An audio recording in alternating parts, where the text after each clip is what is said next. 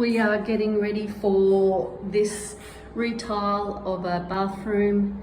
The bath is very small, only 1,510 millimeters, and then there's a 900 vanity going in there, and then a back to wall toilet going in there. We've decided though to take the tiles higher up to the window height, which looks better, and they'll be going all the way around and all the way along this wall, just on one wall.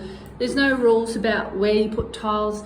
You don't have to, you know, drop the tile down to skirt height. You can take the tile all the way across if you like, and that way we can put a mirror right there, a round one or whichever you like, and it'll look neater behind the toilet. Always looks neater behind the toilet to take the tile right up, or even halfway behind the toilet.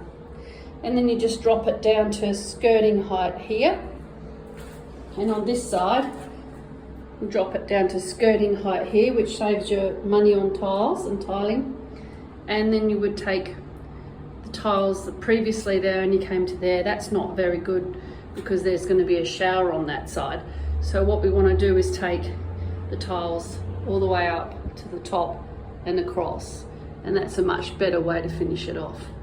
So that is bathroom 1 at Belmont. We're ready to go with one floor waste there, 50 mil, and then the bath will have a waste as well. And we've got a white shop bought vanity, much cheaper to buy off the shelf rather than any custom made cabinetry. That's the best way to go about it.